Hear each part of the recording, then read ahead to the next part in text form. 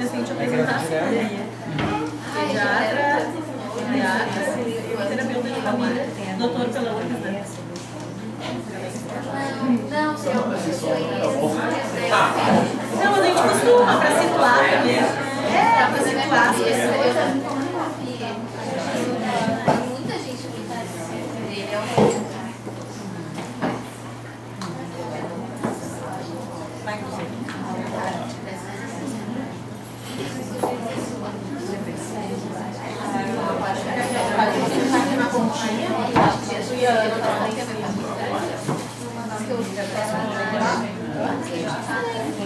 Esperando mais um pouquinho ali, a gente não acha que vamos começando essa coisa.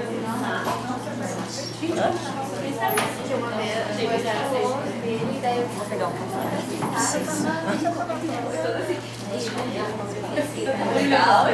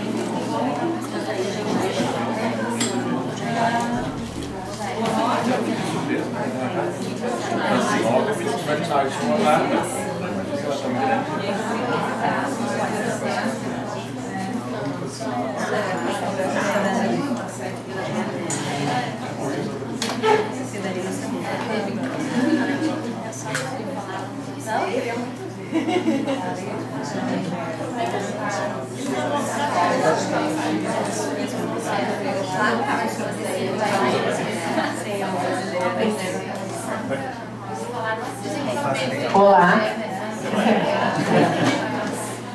boa tarde então a todos, né? Bom início de noite, bom início de final de semana. Eu sou Andréa Nickler, sou co-diretora científica aqui do CEAP e junto com a Aline a gente quer dar as boas-vindas a todos vocês, né, nessa nossa primeira ciranda cultural de 2015. É uma atividade que nos dá muito prazer em fazer. É um momento de encontro da arte com a psicoterapia, um momento mais lúdico, né, mais informal, que a gente pretende poder também contar com a participação de vocês. É uma conversa, é uma troca, saber também o que vocês pensam, como que esse filme tocou vocês. Hoje a gente vai estar falando sobre o Boyhood, né, esse filme que foi tão comentado. A gente vai contar para isso hoje com a presença de duas pessoas que vão enriquecer muito esse nosso encontro. Então a gente tem aqui o Alberto Mainieri, que é pediatra, eriatra, doutor pela URGS, terapeuta de família. Queria te convidar então para vir até aqui também compor com a gente. Pode sentar aqui. A gente vai ver o filme primeiro, né? Pode ser. E a Ana Rita Pasquetto, que é prata da casa, é psicóloga, psicanalista pela SPPA, nossa professora supervisora. Então a gente vai começar hoje vendo um trailer do filme, até para situar também quem ainda não tenha, né, visto o filme, vai ter uma ideia.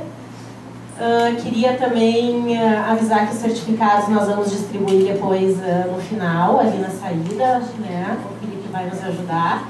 Tem um cafezinho, um biscoitinho, vocês fiquem à vontade.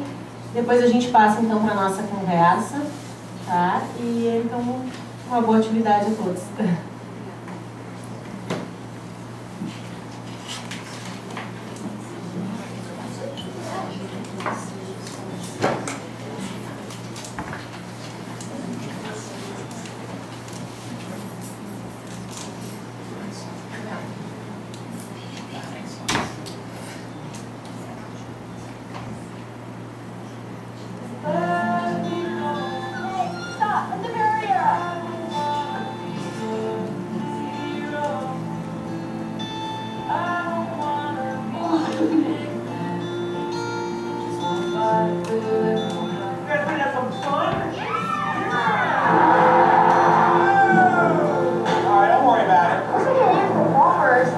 want the bumpers. Lifetime gave me bumpers.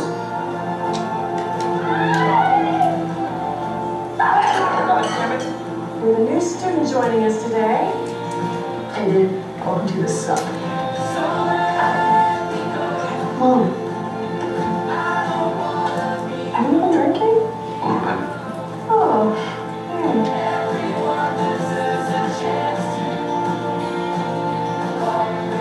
What do you want to be, Mason? What do you want to do?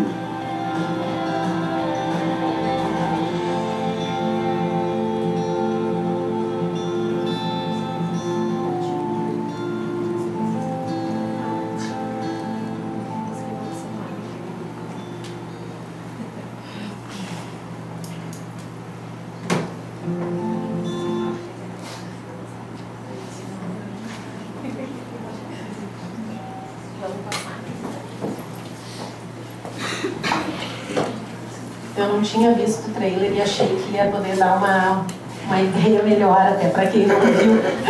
Fiquei meio frustrada agora, mas eu vi o filme, então eu tô garantida. É um trailer.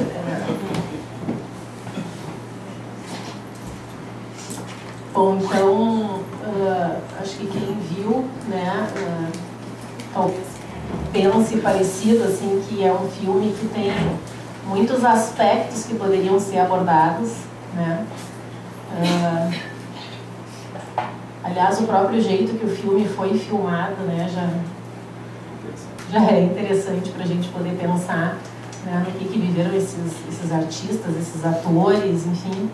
Mas vamos ver então assim, o que ocorre, o que a Ana pensou, o que o Alberto pensou, né, que tocou a todos e vamos conversando. Então deixo aí para vocês.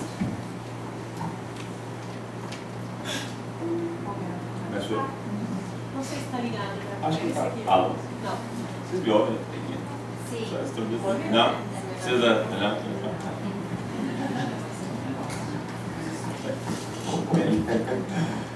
Boa noite. Bom, pessoal. Todos viram o filme? Teve alguém que não viu? Então, só sucintamente, pelo um resumo do filme. O diretor, ele contrata um menino com 6 anos e, em cima de um roteiro que ele estabeleceu, que não é a história do menino, né, do ator, é uma história que ele estabeleceu, ele pega o mesmo ator, os mesmos atores, na verdade, a família toda, e em cima dessa história ele vai acompanhando ao longo de 12 anos, até o menino entrar na faculdade. Né? Porque ele entra na faculdade e encerra o filme. Então ele vai passando por todas as etapas, né, da saída da infância ao suposto final da adolescência, digamos assim. E todos os atores são sempre os mesmos. Então é interessante que eles vão envelhecendo, né, ou amadurecendo, digamos assim. Onde ele vai contando, na realidade, ele mostra uma história tradicional, né, digamos, né, ou comum, né, de vida de uma criança. Eu acho que eu vi um filme interessante. E te juro que eu vi ele em várias etapas. Porque eu tentei baixar ele duas vezes no meu computador. E o troço só travava, então eu conseguia ver 20 minutos parado, por mais 20 minutos assim eu fui indo. Mas vi ele todo, consegui chegar ao final, porque quando passou no cinema não vi. Eu consegui. Eu acho que o interessante até a proposta inicial é pensar no processo de adolescer, né? O que seria? Eu acho que isso o filme mostra com muita clareza para quem conhece bem o processo, identifica todas as etapas ao longo do filme que ele conseguiu pontuar bem claramente. Desde aquele menino, né, bem criança mesmo, né, dentro da casa, vivendo a situação do casal separado. Na realidade ele presencia, né, a saída do pai, né, quando o casal realmente se separa, ou pelo menos quando definitivamente essa mãe se afasta. Tudo bom?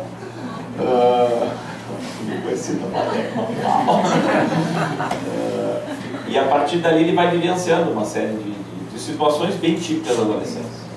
Então, se a gente vai pegar no tradicional de visão por etapas, né, a gente percebe nitidamente quando ele vem descobrindo, né, a questão da adolescência, do início da adolescência, a questão dos amigos, chega na escola, ele troca de escola várias vezes, porque conforme a mãe ia trocando de lugar, ia trocando de marido, ele ia trocando de escola, então ele vivencia essa readaptação, as revoltas com a readaptação várias vezes. Tá?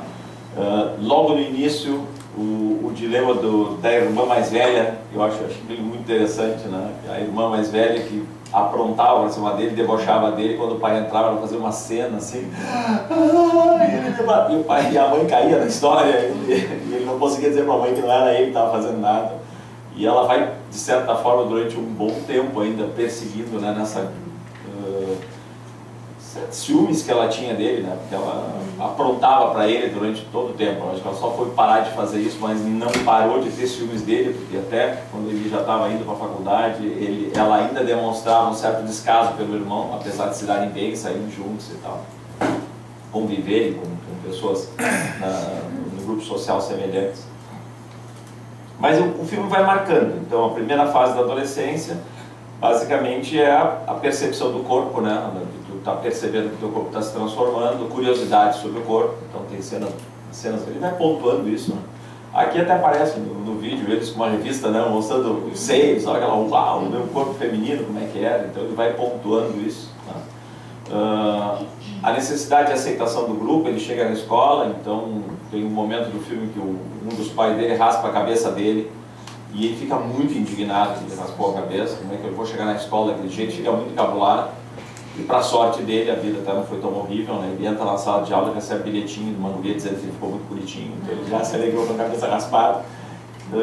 O bullying, né? Ele está no banheiro e vem os mesmos colegas que vieram a ser os colegas dele depois até, tentando bater nele, ofendendo, já que ele chegou tentando dizer quem manda aqui somos nós, né? E assim ele vai crescendo, né? Convivendo ao mesmo tempo com o fato de estar crescendo com uma família bem desestruturada, uma mãe bastante complicada, bastante atrapalhada nas histórias dela e que não estava o respaldo que eles precisavam, ela não estava realmente ali quando eles precisavam, né, de suporte, eles iam tendo que sobreviver às intempéries sozinhos. Eles vivenciam dentro da família por duas situações de alcoolismo, o primeiro bastante sério, um pai agressor até, e o segundo indireto, um pai chato, assim, né, que acabou se envolvendo uma pessoa bacana e que foi se envolvendo com álcool, foi se tornando uma pessoa chata, e eles viviam por conta, literalmente por conta, né? A mãe tentava sobreviver. Mas essas etapas então da adolescência ficaram muito marcadas. Primeiro uma angústia, né, de descobrir o corpo, de se entrosar com a sociedade, de ser aceito pelos colegas. Depois, passado dessa fase, ele entra na segunda fase, que é realmente de ter um grupo e aprontar com grupos. A primeira namorada, o primeiro ficar, o primeiro beijo, e aí vem o primeiro baseado, no caso dele, ele registra isso, né? Ou seja, totalmente entrosado com o grupo, meio alheio à família, a família reclamando que ele não dava opinião, não aparecia, não dizia horário, não fazia nada, literalmente livre, né? E essa mãe sem possibilidade também de dar sustento, né? De dar sobrecarga, de dar respaldo, aliás. E ele bastante livre e aprontando, fazendo as coisas que ele queria, até um guri bastante quieto, perto daquilo que poderia ser, né? Mas ele passa pela etapa até a última etapa, que é realmente assim, o que eu vou fazer da vida. Para mim foi a etapa que mais marcou, assim, do ponto de vista que ali o filme começou a ficar interessante para mim, pessoalmente, né? A primeira fase eu dizia, tudo bem, adiante não vai.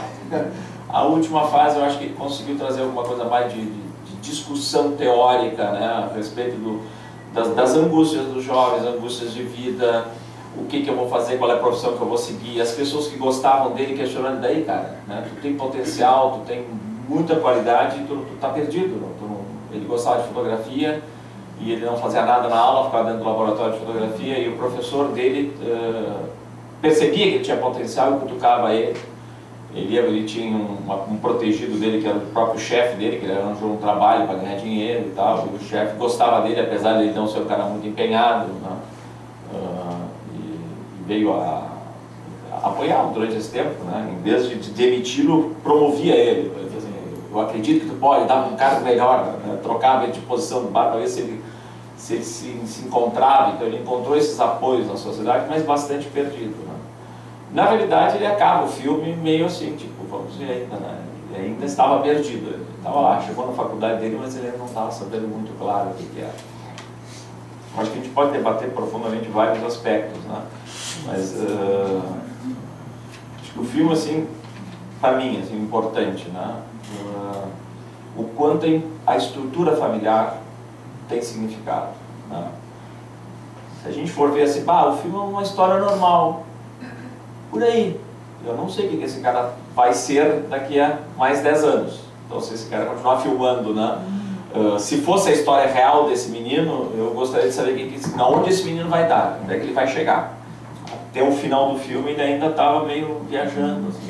O filme até deixa meio no ar, assim, algo, né? Porque o menino desde o começo não teve uma estrutura. Ele tinha uma mãe muito atrapalhada, um pai que era avoado, honesto, um cara que queria curtir a vida, um cara meio, digamos, hippie, né? E que por um bom tempo ele nunca se estruturou, até que ele veio a encontrar uma esposa, casou, teve um filho, e ele se estruturou como pai. Mas era um pai presente, apesar de não ser, em termos de carga horária, não era um pai presente, mas era um pai ligado nos filhos, né? Então procurava os filhos, tentava orientar os filhos, estava por perto, né? E fazia uma coisa que eu achava muito bacana, não criticava nem colocava a mãe dos meninos numa posição de tua mãe está errada, tua mãe não. Tua mãe está fazendo as coisas dela, ela está levando o barco sozinha, e soube até ela valorizar a esposa, a ex-esposa no final, né? O trabalho que ela fez em criar os dois meninos, né? Então, ele teve uma estrutura familiar muito desorganizada, daí veio os pais, né? Que o primeiro pai que ele teve era um pai que veio com 2 filhos, que para a sorte deles eram 2 filhos exatamente da idade deles, então ele tinha um companheiro da idade dele, e a irmã tinha uma companheira da idade dela, e aquilo foi o máximo para eles. Assim, pegaram uma boa parte desse início da adolescência com uma dupla dentro de casa muito bacana. Só que a estrutura disso caiu porque o cara era alcoólatra e começou a ficar violento dentro de casa. E aí eles passam por várias separações, vários lutos, né? Várias grandes perdas. O afastamento do pai, perdem não só esse pai, porque não era uma coisa lá muito importante, um cara que era agressivo, né? Maltratava eles de formas indiretas emocionalmente, começa do cabelo, né? Vamos cortar o cabelo, ele corta o cabelo do filho dele e raspa o cabelo do outro, né? Ele fazia coisas assim para agredir. Mas eles perderam o grupo social deles ali, aquilo foi marcante. Eles ficaram perdidos, de uma hora para outra, que eles estavam alguns anos juntos, com um grupo social que era muito legal, eles se divertiam, eles faziam coisas, descobriam coisas, de uma hora para outra eles perdem o grupo social, que para a adolescência é muito importante. Tu estar numa fase da adolescência, o grupo social é tudo, é onde tu te apoia, onde tu consegue partir, estruturar o teu processo de independência, né? A grande luta, ou digamos assim, uma das grandes lutas do adolescente é a busca da sua independência. For simplificar a coisa, né? O pediatra adora simplificar essas coisas, né? É a busca da independência, o conhecimento da sua imagem corporal, né? A busca pela sua identidade e, obviamente, entender a sua sexualidade, assim, simplificando assim, as coisas, pediatricamente falando, né? Mas a busca da independência é muito importante. E essa busca, eles precisam se separar dos pais, ou seja, se desconectar de uma família que coordena a vida deles, e para isso eles precisam se conectar a alguém, porque eles não se sentem capazes ainda de cortar o vínculo. Tipo assim, eu entrei na adolescência, com licença, eu mando em mim, eu vou pegar minha mochilinha, vou morar sozinho. Não é assim, né? Eles precisam provar para eles e para o ambiente, principalmente para eles, de que eles podem ser independentes, tomar as próprias decisões, as suas escolhas, fazer as suas buscas, né? Desvendar o mundo sem que os pais coordenem. E esse processo, que não é tão lento, porque é em pouco tempo, tempo cronológico, é um tempo muito curto, eles se agarram violentamente ao grupo, né? E nisso eles estavam muito unidos ao grupo, e eles foram arrancados literalmente desse grupo. Foram arrancados de uma casa onde eles moravam, e foram arrancados aos trancos e barrancos, porque ela sai da casa levando só os filhos, né? Mandando eles saírem porta fora, o homem tentando impedir, ela leva os filhos só com a roupa do corpo embora, troca de casa, troca de escola, e perde os irmãos, e eles têm que se readaptar do nada, assim, é uma coisa, uma estrutura nova. E vão para o primeiro dia de aula sem nem roupa. Eles foram com a roupa suja do dia anterior para a aula, que eles não tinham material, eles não tinham nada, e assim eles chegaram numa escola, assim. E a mãe ainda quis dar um beijinho na porta da sala de aula do guri. Pô, mãe, não dá, né? Então isso não dá. Que eram adaptações que eles tiveram que sobreviver. Então, importantes, assim. Então, tiveram uma estrutura realmente que dificultou bastante, né, esse processo. O filme foca menos a menina, né? Mas ele, aparentemente, ele acaba chegando numa faculdade que é de fotografia que ele quer fazer. Não. Pelo menos ele diga de fotografia. Ele quer fazer um curso de fotografia realmente muito um pouco atrapalhado com o futuro dele. Né? Então, acho que é por aí. Acho que a gente pode ir devagarinho conversando, né, sobre o filme todo. Bom, eu queria agradecer o honroso e carinhoso convite da Andréia, da Aline, para falar sobre esse filme. Bom, estar aqui com vocês também é uma honra. Com o Alberto também, que eu não conhecia. Queria falar um pouquinho. O diretor disse que esse filme foi feito aos pedacinhos. E eu me dei conta que eu estava vindo para cá e eu, aos pedacinhos, com tudo que eu escrevi, porque eu não tenho essa capacidade de falar assim, né? Bom, perdi a primeira página, então eu vou falar aos pedacinhos aqui com vocês. Bom, a diferença dos atores é de 3 meses, da menina para o menino. E é interessante porque ela é filha do diretor. E ela, lá pelo 3º ou 4º ano de filmagem, ela pediu para o pai que matasse a personagem, porque estava pesado para ela. E eu fiquei pensando o quanto isso podia estar sendo invasivo, porque tu fazer um filme, fazer alguma coisa, algumas cenas, enfim, é diferente do que tu ser contratado para uma coisa de 12 anos e tentar as coisas em tempo real, assim, na adolescência, infância. Deve ter sido muito difícil. Mas ele disse que não ia fazer isso porque era muito dramático, porque ele queria. Então ela também mudou os planos e seguiu. Eles tinham também um contrato que era, se o diretor morresse, assumiria o pai das crianças, né? No filme, o Ethan, acho que é, né? Ethan. Então, para ver o que era, né? Bom, foi filmado de maio de 2002 a agosto de 2013, é um monte, né? Então eu acho que esse filme fala da vida e da diferença das mudanças entre crianças e adolescentes e adultos com a passagem do tempo. Eu fiquei pensando que cada vez que eles voltavam para se encontrar, para filmar, que era uma vez por ano, né, nenhum deles voltava igual, né? Cada um voltava diferente. Eu acho que essa é uma construção legal, assim, uma sacada boa do diretor. O comentário dos atores era assim, que no começo as crianças, eles diziam como elas são fofas e tal, e com o decorrer do tempo eles foram se tornando participantes de tudo. Então foi mudando assim, opinavam, enfim, né? Foram se tornando adultos. As crianças mostravam as transformações com mudanças mais visíveis, tamanho, rosto, mudança do corpo, fase, e nos adultos algumas rugas a mais, se notava bastante nos cabelos, no peso do corpo, né? E acho que a gente muitas vezes não se dá conta do tempo relativamente curto de grandes mudanças. Nas crianças aparece muito mais e tem mudanças significativas. Mas eu penso que dá a medida das mudanças internas que cada um, né, tem em 12 anos, independente da idade. E pensando em mudanças, eu me lembrei que quando eu fazia psicologia em Passo Fundo, ia ter o Kuznetsov, que é um analista argentino, e ele viria para falar sobre a adolescência na faculdade de medicina, que tinha 2 rampas, assim, separadas, como aqui, só que eram 2 rampas, e aquela coisa que a gente faz, né? Vai lá, guarda lugar, deixa sentado do teu lado, leva tal coisa, tal. Bom, chegando lá, ele mal se apresentou e disse: eu gostaria que o pessoal da direita passasse para a esquerda e o pessoal da esquerda passasse para a direita. E foi um fuzuê, né, uma confusão e tal, e pede coisa, e ri, acho engraçado. E aí depois ele perguntou: o que vocês sentiram? Eu perdi material, eu perdi minhas coisas. O outro: eu fiz amizade com fulano, eu encontrei Beltrano, tanta coisa, né, tantas coisas que aconteceram. Ele disse: isso é adolescência. né? Tem perdas, tem ganhos, as coisas estão acomodadinhas, estão bonitinhas nos seus lugares, vem um turbilhão de coisas acontecendo e muda tudo.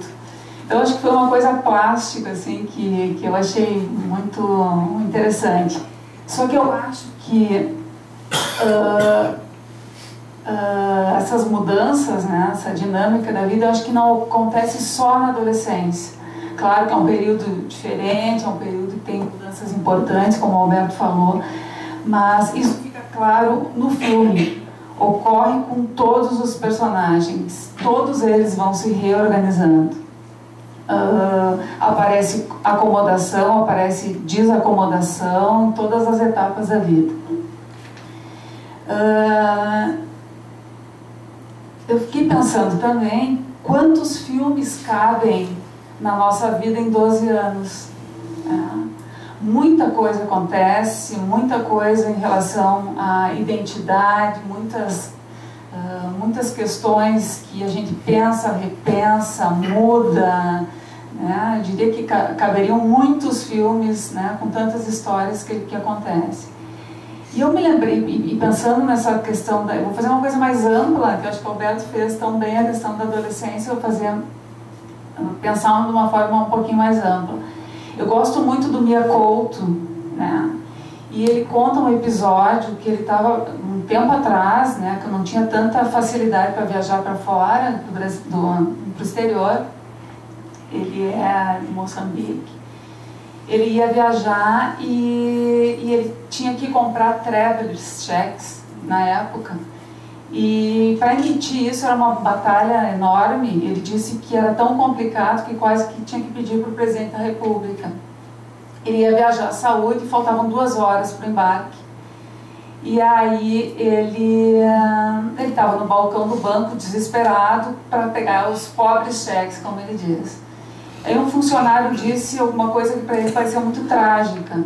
Disse que ele precisava de 2 assinaturas, a dele e da esposa, para ter os cheques.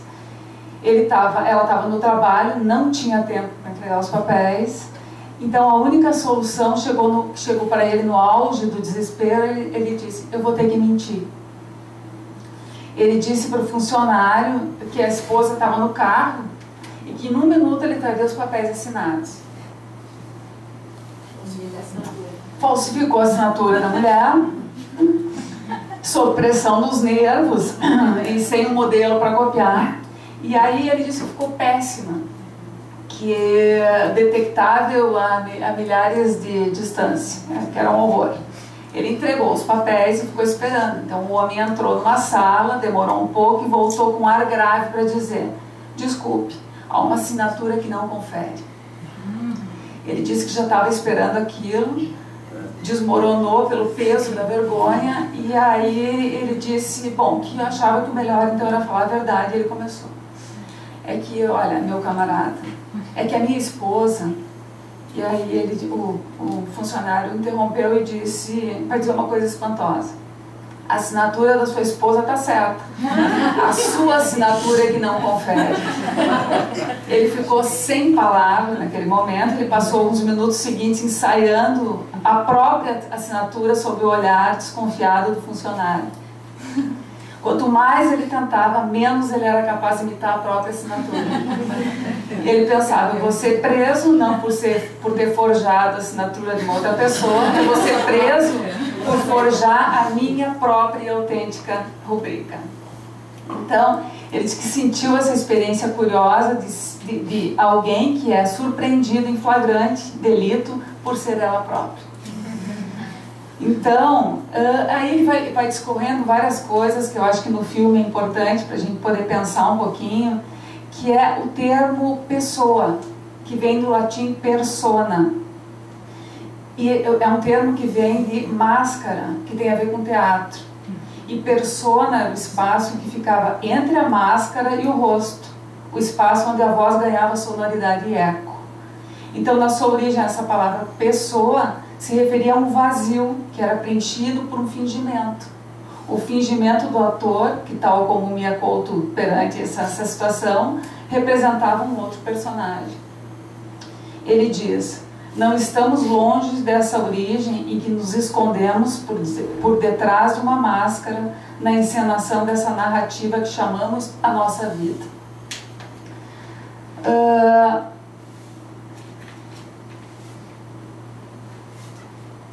Ele diz que o que nos faz pessoas é o modo como pensamos, sonhamos, como somos outros, da possibilidade de sermos únicos e irrepetíveis, da habilidade de sermos felizes.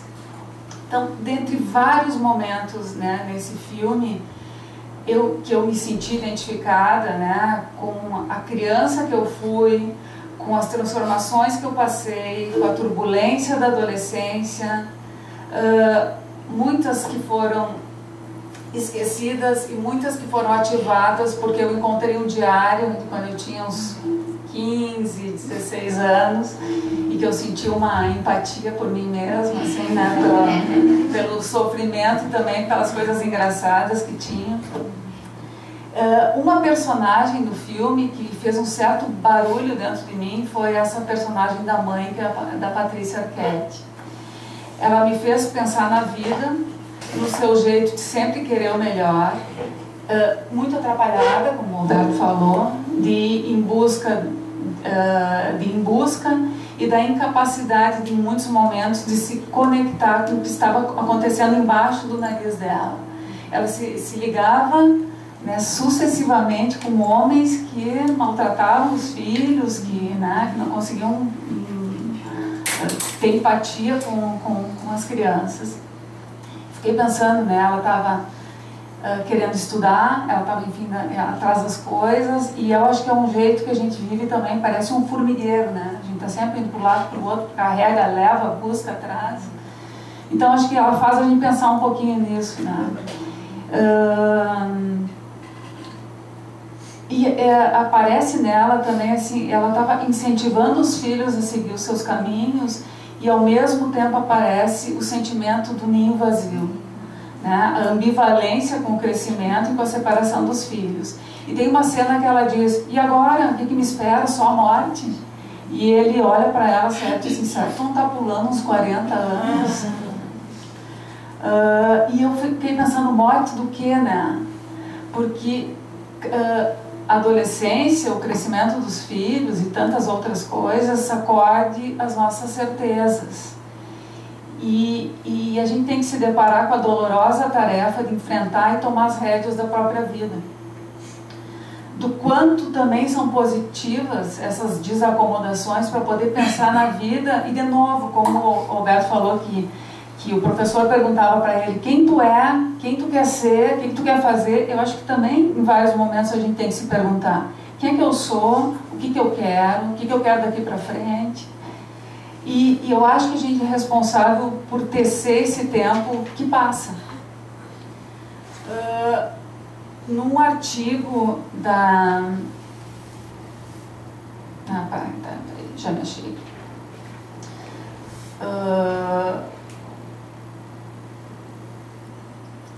Nessa noção do tempo, assim, no questionar certezas e tal, tem um artigo que eu falo muito, que eu gosto muito, que é um artigo da Daniele Quinodós, não sei se vocês conhecem, é Envelhecer, uma viagem para a descoberta de si mesmo. Recomendo muito, porque é um texto muito bom que ajuda, eu acho que a pensar na vida, me ajudou a pensar na vida, me ajudou a pensar, né, na minha trajetória profissional. Enfim, ela fala da fantasia do infinito, né, que eu acho que a fantasia do infinito é assim, é um tempo sem fim, né, sem um fim. É aquela coisa que a gente pensa assim: para que eu vou fazer alguma coisa hoje se eu tenho um tempo ilimitado para realizar? Isso é muito uma conduta de adolescente também, mas eu acho que serve para a gente. E ela diz que outros privilegiam a intensidade dinâmica da vida e são sensíveis à fantasia da eternidade, que é a representação de um tempo de outra qualidade e que leva em conta a duração limitada da nossa vida, com seu começo, sua evolução e seu fim. O tempo no qual se insere o momento presente vivido intensamente, mesmo sempre em transformação. Então ela diz que valiosa é a possibilidade de, ao recordar e relatar, reconstruir a história interna. E fala da importância de viver intensamente o tempo presente e descobrir que cada coisa brilha segundo o olhar que se dirige. É muito bonito esse trabalho dela. No artigo começa com uma senhora de 72 anos que lembra, a Marcela, que lembra que está no tratamento com a Daniele e que lembra de uma conversa com a avó quando ela tinha 6 anos. E ela diz, estava descascando ervilhas com a avó e pergunta à avó, se tu fosse morrer em 15 minutos, o que tu faria? E a avó parou e pensou e disse, eu continuaria a descascar ervilhas contigo. Eu acho que ela fala aqui do tempo corrido para a importância do estar junto, né, que é o grande aprendizado da vida. O que vai são as relações, o que tu constrói junto com o outro. E aí eu fiquei pensando um pouquinho também na passagem do tempo no processo analítico, que eu acho que a passagem do tempo é uma das mais preciosas aquisições no processo analítico. E eu acho que isso o filme mostra para a gente poder pensar no outro lado também. Enquanto o paciente está subordinado a uma relação com objetos primitivos, é como se o tempo não tivesse passado e ele não fosse passar. Existe uma necessidade concreta que a mudança aconteça por lá de fora. É como se acontecesse uma mágica que congelasse o tempo. Então, com o tratamento e a possibilidade de entender as emoções que estão em jogo, o seu significado, a possibilidade dos objetos internos, é que o paciente vai poder aproveitar melhor a vida, considerando que ela é única, preciosa e fugaz chance de existir, e que o tempo passou e que está passando para todo mundo. Poder conservar dentro da gente um passado, tanto o passado doloroso como um passado feliz, e ter a liberdade de criar e de se apropriar de si próprio tecido, criar uma bagagem interna e externa. E no filme tem uma que fala também da passagem do tempo, tem o carro que faz parte do filme todo, né? Impressionante, todos, né? E eu fiz uma analogia aí com a vida, né? A importância do caminho, porque às vezes a gente está muito mais preocupado em chegar lá e não está vendo tudo o que está acontecendo na estrada, né? E do quanto às vezes a gente é levado, do quanto a gente assume a direção, e disso, né? O que vai acontecendo ao longo desse caminho. E tem uma propaganda, porque acho que foi o que financiou aí, que é a Toyota, né? E lá pelas tantas a Toyota vai perdendo as letras. Ou eu não consigo me lembrar o que fica, se fica Toy, se fica... Não consigo me lembrar. Ficam 2 letras, né? E que vai mostrando assim, perdendo letras, são as perdas da vida, né, que existem, não, inevitáveis também. Mas poder seguir o caminho, né, seguir o rumo, sempre em direção a alguma coisa nova. Mudando a trilha sonora, que aliás é linda, né? A trilha sonora desse filme é linda. Nesse momento de ida para a universidade e da estrada, eu pensei nas bonequinhas russas, matrióscas, né? Que dentro do Mason, que tem 18 anos, estão todos os outros personagens dele mesmo. E cada um deles também fazendo o caminho contrário. Então, isso. Discutir. Obrigada, Ana. Obrigada, Alberto. Acho que os dois puderam mostrar como que esse filme se presta mesmo a vários entendimentos, né? Parece que tem mesmo vários filmes dentro de um mesmo filme, né? Ou poderiam ser vários filmes dentro de um mesmo filme, ou abordando o ninho vazio da mãe, ou as etapas da adolescência do menino, né? Ou essas novas configurações familiares também, esses novos encontros. Tem uma parte do filme que a mãe diz assim, acho que foi depois que ela se separa desse pai alcoolista do primeiro, né? Do marido alcoolista, e que do primeiro alcoolista, né? Não o pai das crianças, o primeiro marido alcoolista dela. E aí ela diz pro filho, pro Mason, eu tô tentando dar uma família para vocês, eu tô tentando buscar uma família. Aquilo ali eu achei bem bonito no filme. Ele disse assim, a gente já tem uma família, né? Então não sei que busca era essa dessa mãe, e a gente pode pensar que seria outro filme, que família essa mãe teve, que pai essa mãe teve, que faltam também dados pra gente pensar dessa busca, porque começa o filme me tocando assim, parecia uma mãe.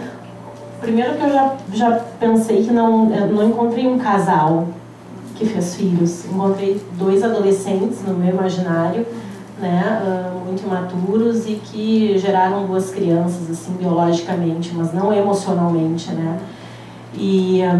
E aí fiquei pensando, num primeiro momento, empatizando mais com aquela mãe, ainda muito jovem, vivendo conflitos de querer buscar sua profissão, sua vida amorosa, criar aqueles filhos presente, tentando ler histórias, brigando com aquele namorado que aparece na porta, querendo levá-la para sair. Ela diz, eu não tenho babá, eu não vou deixar meus filhos, e ali se entrava uma briga, que até o mesmo assiste ali uma parte, né?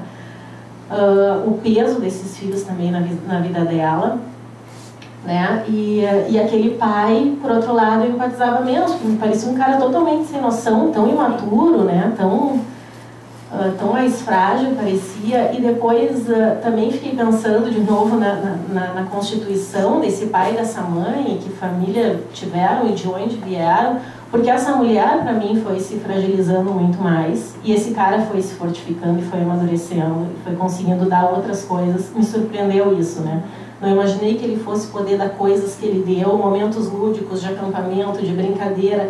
Tá bem que de uma forma às vezes muito pueril, também meio atrapalhada, meio sem noção, mas de um jeito muito afetivo, lúdico, né? E essa mãe, por outro lado, ela foi se perdendo dentro dela mesma, né? Não sei assim que se passou ali, né? Com encontros mal sucedidos e repetições. Então, realmente é um filme que, se a gente quiser, né, a gente pode aprofundar por tantos vieses, assim, por tantos... Acho que se torna um filme rico. E, ao mesmo tempo, uma coisa que eu ouvi muito, assim, desse filme foi... não sei se vocês também escutaram isso, mas opiniões muito controversas, pessoas que adoraram o filme e achavam que ele tinha que ter ganho o Oscar, né? E pessoas que não gostaram e que disseram assim, mas o quê? Esse filme, estão brincando comigo, né? Mas que filme é esse? Esse filme não me surpreende, esse filme não... Então eu também fiquei pensando em nós, né? Na nossa cultura, o que é que a gente espera, né? Quando a gente... Parece que tudo tem que nos surpreender muito, tudo tem que ser muito, tudo tem que ser mega, power, sabe? Tem que ser algo muito intenso, muito surpreendente, muito diferente, muito. E é um filme que, bom, quem vai só com esse olhar fica nada, né? Mas ele é bastante, né? Ele diz bastante, só que tu tem que poder ir podendo ver o que ele tem para mostrar, né? E não esperando, talvez, outras coisas. É como se tivesse que ter um final feliz, e na verdade o filme tem um final real, né? Com todas as certezas e incertezas. Bom, a ideia é a gente conversar agora, abrir, né? Ver o que... Isso que não sei se todos me ouvem. Essa ideia que tu trouxe agora da mãe, que a mãe foi se perdendo ao longo da história, eu particularmente não vi o filme. Boa noite. Essa ideia que tu trouxe agora para nós, que a mãe foi se perdendo e o pai acabou se fortificando, a gente talvez possa pensar que a mãe, ela ficou, digamos, com a carga emocional de ter que suprir ela e, digamos assim, a perda dela, de romper uma família e todos os planejamentos, e dar o suporte financeiro e emocional para aquelas 2 crianças, enquanto o pai pôde ter esse distanciamento para ele entender os processos dele e ele poder se fortificar. Talvez para ela tenha faltado isso, tenha faltado ela com ela, porque ela não teve esse tempo que o pai teve. Bom, isso. Só quero dizer que eu fui injusta com a mãe, tá? Eu não acho de todo isso. Eu acho que ela, em muitas coisas, ela conseguiu ir adiante, sim, né? Tu não viu o filme, mas acho que tu pegou bem também. ela conseguiu ir adiante em muitas coisas da vida dela, né? Mas assim, talvez numa expectativa minha, é isso que eu quis colocar quando eu comecei a ver o filme, uma projeção assim que eu fiz, uma ideia, eu achei que essa mãe fosse ter um encaminhamento melhor, assim, e esse pai não, né? E aí eu me surpreendi com algumas outras facetas dela que ela não conseguiu, mas acho que ela conseguiu bastante coisa mesmo, né? Eu acho que o que tu colocaste bem claro, assim, que efetivamente ele nunca assumiu o papel dele de pai, né? O pai das crianças, ele não assumiu. Então ele aparecia só para se divertir com os filhos, ou seja, a parte boa ele fazia. Ele vinha, levava eles para passear, a mulher mesmo colocou para coisas lúdicas, leva para acampar, fazia brincadeiras, né? E a parte boa ele fazia. Então ele estava curtindo a vida. Então, ele, não sei que história ele tinha prévia, mas com certeza era um adolescente que não teve percepção de fazer uma prevenção, engravidou a namorada, não assumiu e foi tocando aquela vida solta que ele tinha e ele conseguiu aos poucos se estruturar, digamos assim, né? O que ela carrega junto com ela? Primeiro, a culpa de ter engravidado, com certeza, antes do tempo. Todo um sonho que ela tinha e que ela abortou esse sonho, né? E ela chega a dizer isso bem no começo do filme, né? Não vou me lembrar do diálogo agora, mas na porta mesmo, conversando com ele, quando eles se desentendem e a partir dali ela sai, e a primeira separação, ela chega a comentar isso, né? Assim, de que ela tá ali, ela tem que assumir aquilo tudo e aquilo era uma carga para ela muito grande, né? Então foi a primeira informação que esse menino teve também, né? De que quanto eu sou pesado para a história dessa minha mãe, né? Que isso é uma coisa que para eles batia com muita frequência, né? Por isso que eu tenho muita curiosidade de saber como é que segue a vida desses dois, né, nessa história, digamos assim. Mas essa mãe teve um futuro jogado fora, né, dentro do imaginário dela, um futuro que ela jogou fora, porque ela tinha uma responsabilidade que ela assumiu de cuidar dos meninos. Então aí ela faz uma troca, aí dentro da percepção que eu tenho, ela faz uma troca. Bem, eu abro mão do meu futuro para ser mãe das crianças. Só que ela não consegue fazer isso. E ela vai se frustrando, porque ela abriu mão do futuro e não consegue ser mãe dessas crianças. Porque o pai não apoia, ela percebe o sofrimento dos filhos, ela se liga a alguém afetivamente que maltrata os filhos, ela tem que abandonar de novo. Ao mesmo tempo ela tenta, de alguma forma, olhar para si e estudar, passar uma faculdade. E ela era muito exigente, ela queria notas 10, 10 e 10. Ela tinha uma exigência interna muito intensa que ela passou para a filha, de uma certa forma. Mas ela tinha uma cobrança muito grande e eu fico imaginando como uma pessoa com uma cobrança tão grande em cima dela consegue se dar conta de tantos, entre aspas, fracassos que ela teve, né? Porque ela não conseguiu dar a família que ela imaginava que tinha que dar, apesar dela ter, ela era a própria estrutura daquela família, né? E ela não conseguia enxergar isso, né? E ela foi se desgastando, realmente. A imagem que a Andréa traz, assim, ela foi aparentemente, dentro dela, eu acho que ela foi se desconstruindo, se desmoronando porque ela não via tudo aquilo que ela estava fazendo. Mas a estrutura que ela teve, quem retribuiu visivelmente para ela foi o próprio pai das crianças, né? E na festa de formatura do Jason, ele chega para ela e agradece a ela que tudo que os filhos eram era graças a ela, que ela teve a estrutura de fazer aquilo, a capacidade de fazer aquilo, que ele não colaborou, né? Então, ela recebe até, né, o feedback dele e ela consegue absorver um pouco, realmente eu consegui chegar em algum lugar, né? Quer dizer, apesar de tudo, mas ela realmente foi um sofrimento muito intenso, que ela tentou de várias formas e nunca dá certo, né? Então ela sempre achou que não estava dando certo o que ela fazia, era uma carga grande, né? Eu gostaria de falar. Oi? Eu gostaria de falar de novo. Aí a gente também, eu acho que é importante nós pensarmos nos atravessamentos culturais que nós temos nesse momento. Porque é esperado, digamos assim, culturalmente da mulher que ela assuma o papel, a função materna, digamos assim, que é de acolher as crianças e dar todo o afeto. E quando o pai, no caso ali, que eles não deram certo e se afastou, que ela também cumpra a função paterna, que é aquela de dar os limites, de dizer até onde eles podem ir. E, obviamente, ela nem sempre a mesma pessoa vai conseguir cumprir as duas funções. E também de como é importante uma rede de cuidado, porque talvez se algum profissional, digamos, da saúde, ou alguém tivesse dito para ela, olha só, tu pode não gostar dos teus filhos no primeiro momento e achar que sim, eles são uma carga e que sim, tu não estava pronto nesse momento, mas que a relação de vocês pode ser construída ao longo do tempo. Porque também é incutido nas mulheres que existe o instinto materno e de que a gente obrigatoriamente, no momento que sabe que está grávida, tem que amar o que não existe ainda. E existe todo o processo de matar o bebê idealizado e amar o bebê real. E talvez seja importante que, digamos, exista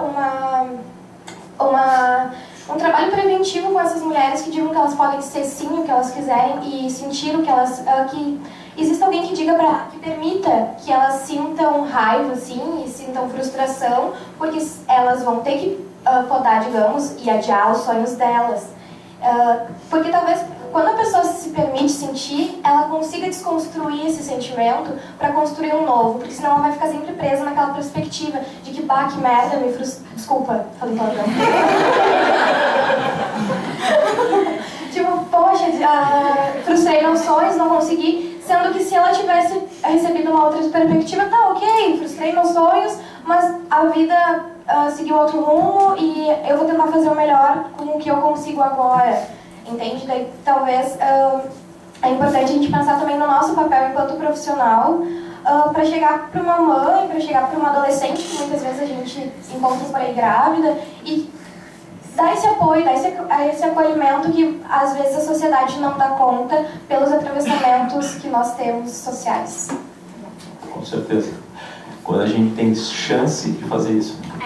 Que é, no caso, a personagem, o paciente tem que querer, né? Ser o paciente, que senão não adianta nada.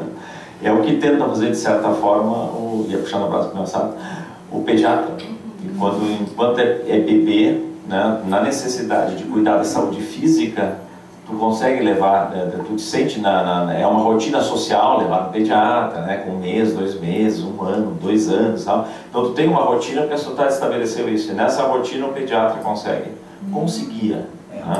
conseguia fazer, que é este olhar de orientação, de tutoramento daquela família. E infelizmente isso se perdeu, porque hoje em dia ninguém mais tem o seu pediatra, agora todo mundo vai no plantão de urgência só, e não tem mais essa assessoria, de certa forma, não é uma coisa de terapia, mas era terapêutico, né? A gente poder acolher, né, a mãe e dizer para ela, tá certo, essa semana mesmo, pegando um exemplo, até a ver com o filme, pelo WhatsApp, agora é assim, né? WhatsApp.